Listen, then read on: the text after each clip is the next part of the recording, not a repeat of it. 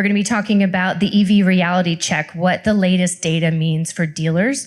We're going to be joined by Dave Thomas, the Director of Content Marketing at CDK Global, and Jim Obrill, the Senior Director of Marketing and Strategy at the Chicago Auto Trade Association.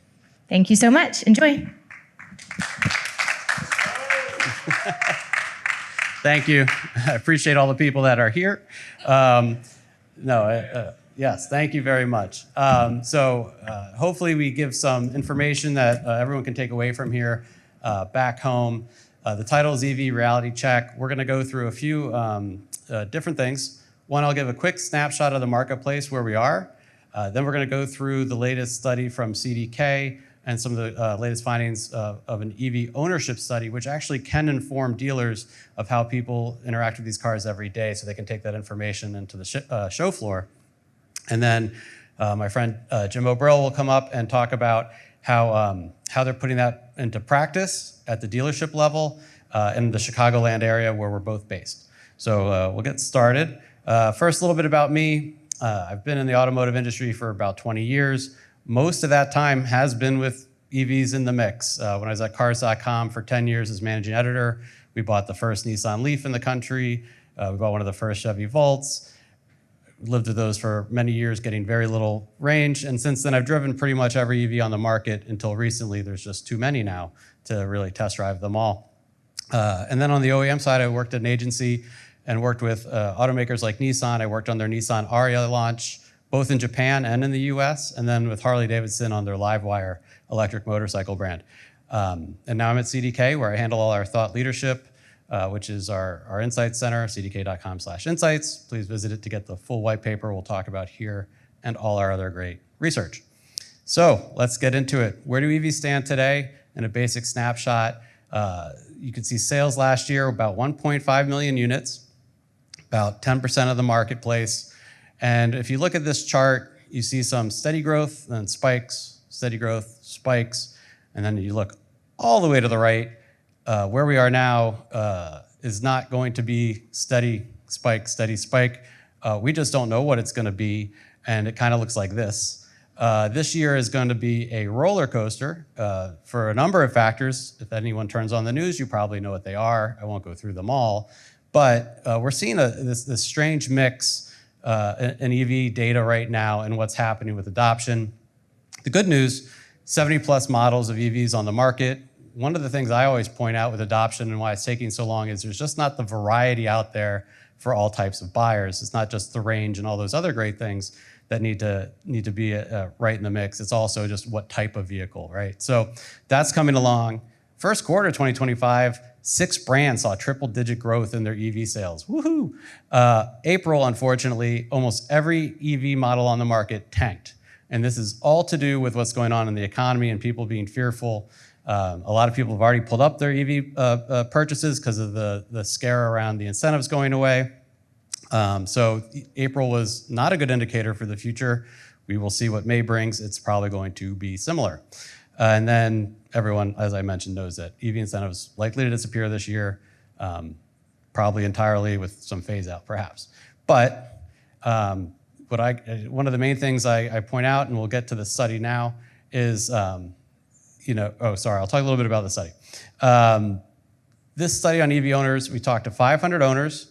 They had to have owned the car for a minimum of 6 months, had it serviced once, make sure they really lived with this vehicle. It wasn't just someone who bought it yesterday and yay, I love it. And then we changed this year, last year, the second year doing it, we did 50-50 mix, Tesla owners, non-Tesla, because that was the market share of Tesla at the time. This year we reduced that greatly because that market share is declining, and our audience at CDK is traditional OEM car dealers. So they want to know about their owners a little bit more. So that number is now about 27% of the makeup of the study. So what I like to say, getting back to it, about EVs and their adoption is the snowball is not going to stop. We talk about that 1.5 million of buyers last year in our study. 4 out of 5 owners say they're going to buy another one. That means there's an additional 1.2 million units coming down the pipeline in the future just from last year's buyers, right? So it's not going to stop. It might slow. It might slow this year a lot. It might slow a little bit next year. So it's just not going to stop. And the reason why are these other numbers that you see below. EV owners are exceptionally happy with their purchase. 86% they recommend to their friends and family, best car they've ever driven, best car they've ever owned. Those numbers are down slightly this year in this year's study, mainly because of that change in the Tesla mix that we had in there. Tesla owners love their Teslas, and this was done between the election and inauguration, so the Elon factor is kind of baked in. They still love their Teslas. So we'll bust some myths. Again, this is a pretty broad overview of this white paper. Please go download it, lots of information in it. But what we hear a lot about EVs, especially with the incentives right now, the idea that people want to lease is actually not true. They want to own, but they're smart people and the financial incentive to lease, they're leasing. I would always recommend a first-time EV buyer to lease just because you have less skin in the game. But generally, when you survey owners, and not only in the 2 years we've done this, some of my previous work, it's the same. They want to own it. They don't want to lease. So even though that EV incentive goes away, this is an indicator that it might not matter because those EV incentives mostly help on the leasing side. Anyone can get the incentive with the lease. And then the second stat here, only 7% of non-Tesla owners say that tax incentives are even a motivator to buy. Number one motivator, cost efficiency. Number two, the environment. Tech used to be higher, it's dropped to number three. And then another big one is people are afraid about the road trip with EVs, right? Range anxiety, all that other stuff. About half said they had no trouble with a long distance road trip in their EV. So, half isn't great, but it still is kind of saying something. And the number one issue was the plugs, the chargers were occupied. It was no technical issue. It was a capacity and maybe a popular driving route for vacations, et cetera. And the other idea that people have is that EVs will be direct to consumer. Tesla started this many years ago, freaked out everyone. And then what we've always found, though, is that people are not buying online. And EV buyers especially, or I shouldn't say especially, but EV buyers are a little higher buying only online, but it's a very small amount, 6%. Even the Tesla owners, it's only 9%. And Tesla owners, by the way, they look at the Tesla store as a dealership. They don't see it as anything unique in the purchase process. So let's get into one of the big myths.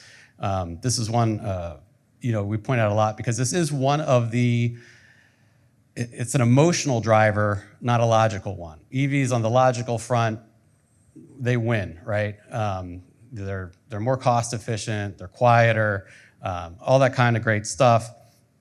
But the road trip, this American idea of the road trip it holds fast. It's true. I mean, we love to road trip. But what we found this year is that people were going much further. The number of EV owners doing 750 miles or more grew from 18% last year to 27% this year. That's a long road trip. That's going to the East Coast from Chicago, or I could get in the car now and go back to Chicago, I should say. So it's a big change, and we think as technology gets better, ranging gets better, infrastructure gets better, you're going to see much more of this. You see them doing more road trips by volume, doing 2 or 3 or more road trips per year, all that kind of stuff in their EV, even though a lot of times it is a primary driver around town. Another big myth, cold weather.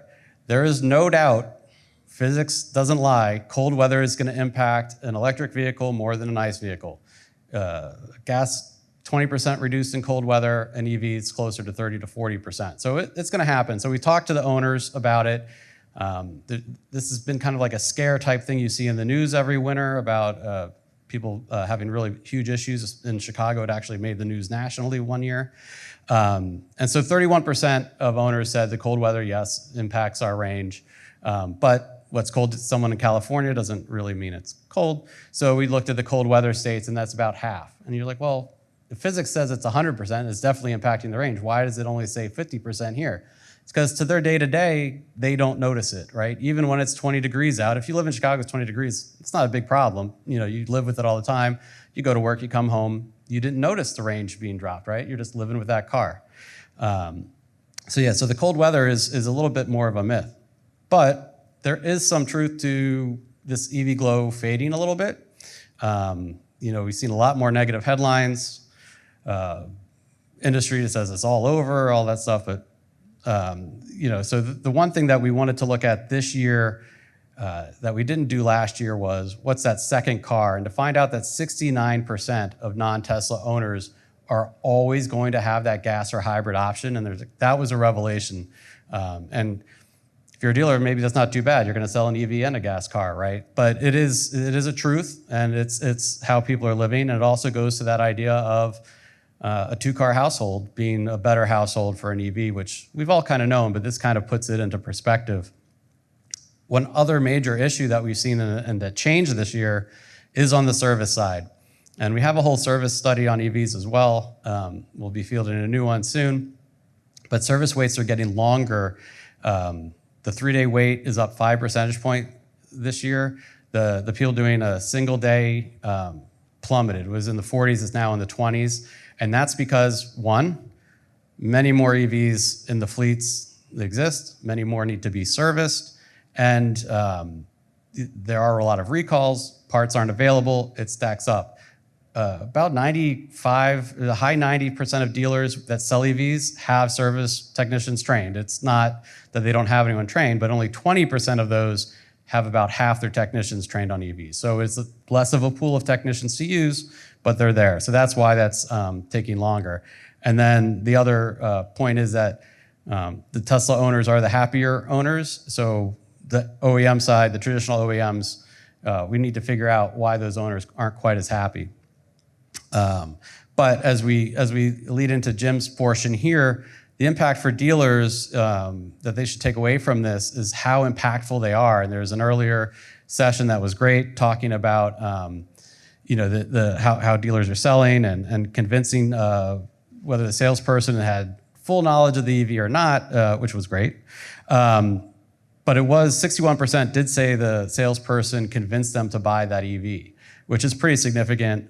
And in my mind is why you have the salespeople trained on EVs. But the big number to take away is that almost 80% of these people were considering something else. They were not coming in just for an EV. They were on the fence, and that salesperson convinced them. I mean, it's very impactful. So went through a lot. Jim's going to come up here and talk. It's a small audience. If we get through it quick, I'd love just to have a conversation afterwards with this group. We'll please.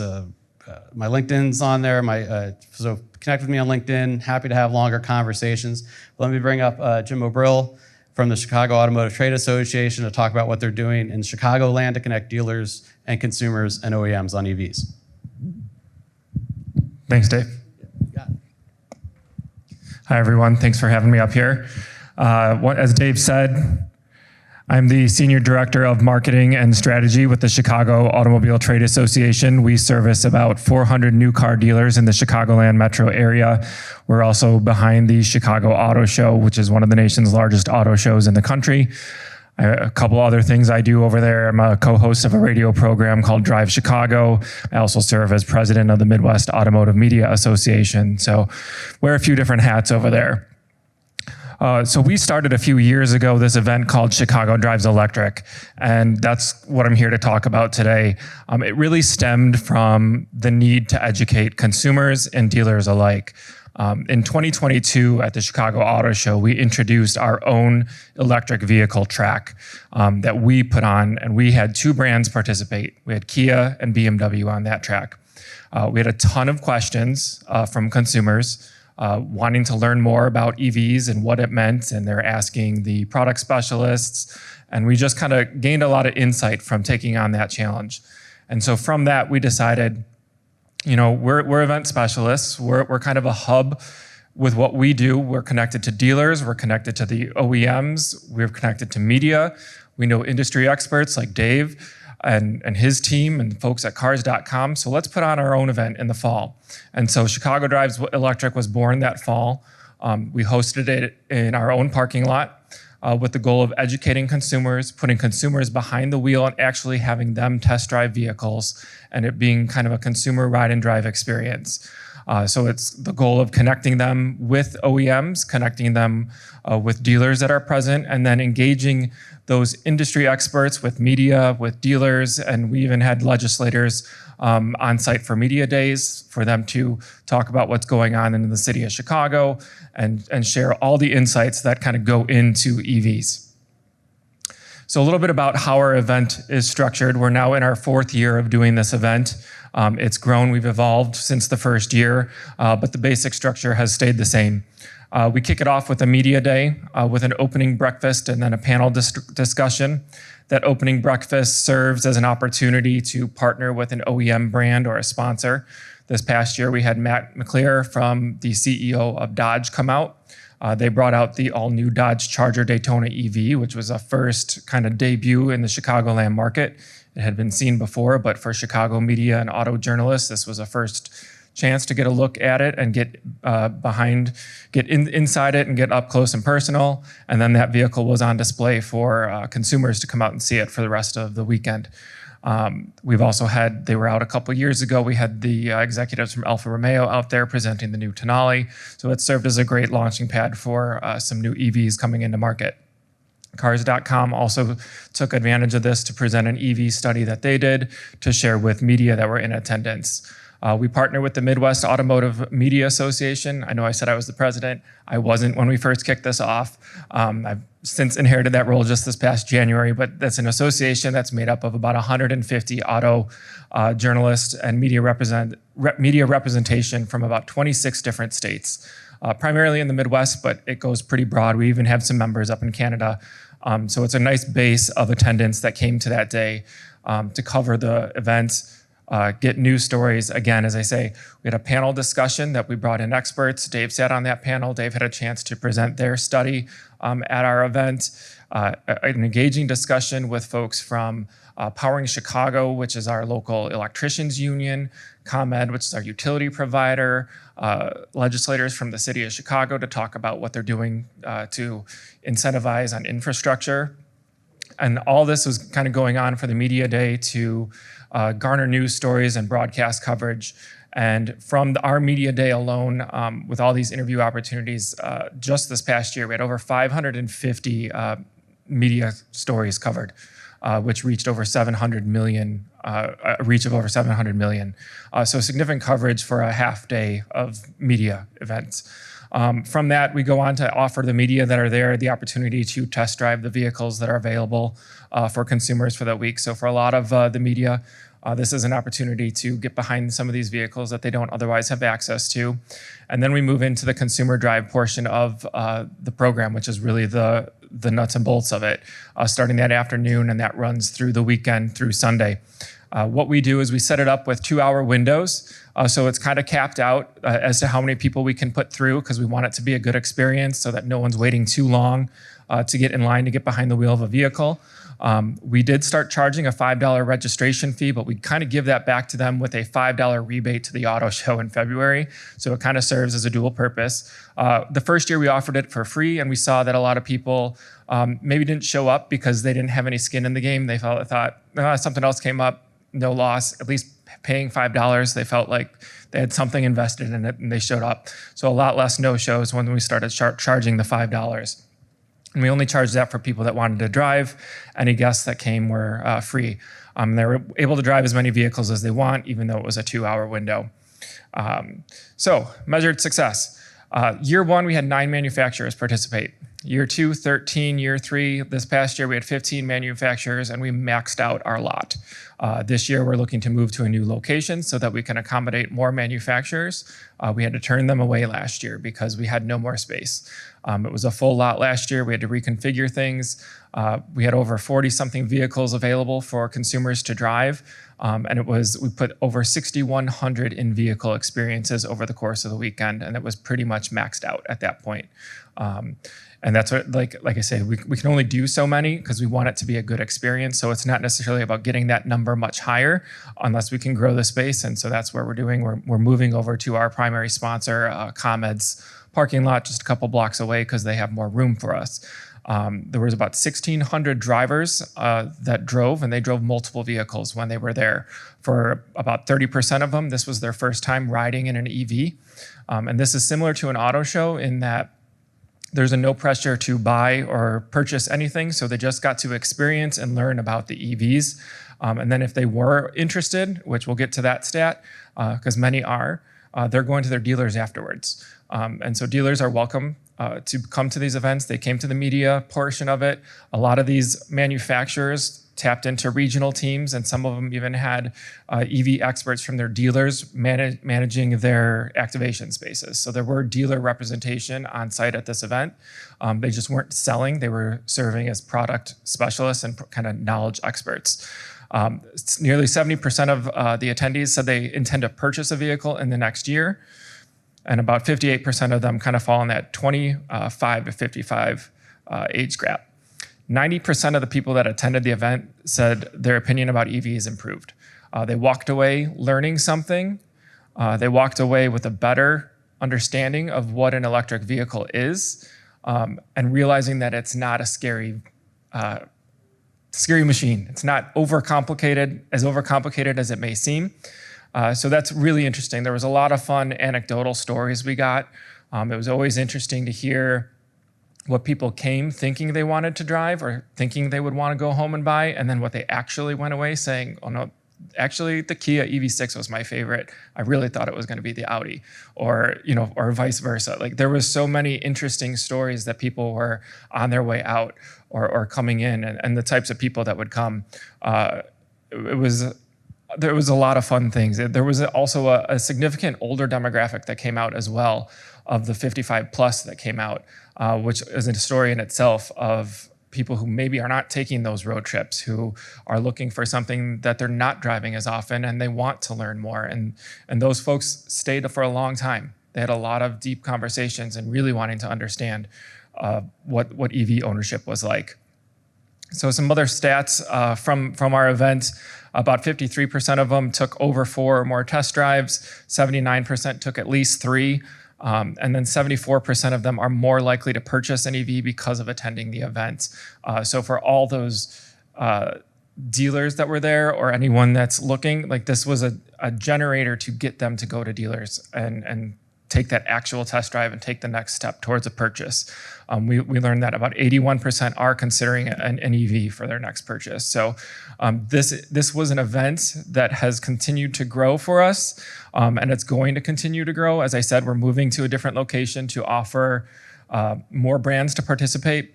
We've brought this branding into the Chicago Auto Show since we launched it in fall of 2022. At the Chicago Auto Show, our EV track that, as I said, in 22 started with 2 brands. This past year, we had 12 brands on our track. We had 2 different tracks at the Chicago Auto Show this year. It's branded Chicago Drives Electric this year. And the amount of people we put through on those tracks was far exceeding these numbers, because that's a 10-day show, and we had over 200,000 people in attendance at that show. So this has really kind of balanced out the auto show, which takes place in February. This takes place in the fall. And this is truly a consumer-focused opportunity, because the consumers are the ones getting behind the wheel, learning about the EVs and driving them for themselves. And so they're walking away with more knowledge on the EVs. So it's a neat opportunity and relatively a low lift to execute. So again, my information, Dave's information is there. Small group, so we've got time for questions, I believe. So. I'll shout. Dave, you talked about the difference between, like, logically an EV makes sense because of X, Y, and Z, but emotionally, there's another thing. I mean, people buy cars for emotional reasons, and I'm just wondering maybe what either of you guys have seen the best ways to sort of, like, appeal to the emotions, where the logic makes sense, the brain says yes, and the heart says Yeah. Well, how will logic win? If you don't think logic's going to win out, there are some emotional things that actually do happen with an EV. So in my previous role with an automaker, what was up there, but I can't say who it was because we never released this study, but we did a study with a major university, and when you drive an EV, you have less stress. We put heart monitors on people, and we put them in EVs, and we put them in you put them in Chicago traffic, They have less stress than an EV. And if you've ever driven an EV, I mean, you can kind of get it. It's very quiet, right? You don't even have like the stop of the engine and all that kind of stuff. And there was actually another study in England at the same time, because I was doing lots of research on this, where they put cab drivers into EVs in England. And Morgan's been to England many times. She could probably attest to cabbies in England, but the cab drivers in the EVs had a better heart rate than the other ones, the non-EV cabbies. So the whole idea of stress, if you have a commuter that goes into, I mean, we're not in Chicago, but Chicago traffic is horrendous. And so if you can alleviate something like that, if you have a commuter, and EVs are terrific commute cars, it's like their perfect use case, there is that emotional, it's like you will have a better commute. Like what a good selling factor, to a dealer. Forget about battery life. Your life, right? Yes, exactly. It's a great point. I don't remember the exact number, but people who have purchased an EV, purchased an EV a second time, I was surprised at how low that number was because, I mean, I guess people who probably shouldn't buy an EV because maybe their circumstances weren't right for it, but I'm wondering if you have any insight into why that, because anyone I knew who's had an EV, almost everyone. The 82% number, 82% number. Well, when we always buy an EV last year, the number was 73%. And then, so the reason it's 82% and not higher, this is horrible to say, it was because the baby boomers had a lower score. And you don't want to say this, but I don't think they're contemplating buying another car. So I think this is, you hate to say it, but the number was far high. The number was far lower, I should say, for the baby boomers. So that's. Yeah, I could remove them, I guess, and see what the number looks like. But then I don't know. I could get in all kinds of legal trouble. I don't know. But yeah, I think that was kind of the thing moving the needle there. I'll add to that with our event this past year at our fall event for Chicago Drives Electric. Cars.com added to our event, and they were doing an instant appraisal thing through their AccuTrade product, and so we were offering instant appraisals. And so the amount of current EV owners that were rolling through to get appraisals on their vehicles, considering to trade in to get another vehicle, there was a lot. In particular, a lot of Tesla owners. In Chicagoland. We were surprised and kind of, being a dealer association, kind of elated to see the amount of Teslas rolling in and wanting to consider a non-Tesla because Tesla was not in the event. But they were there shopping for something else. I'm on the Electric Vehicle Association board, the national one, but I'm also on the local Washington agency area. We have our local conference here, and we've had ride drives and stuff, but I don't think anything's sophisticated about that.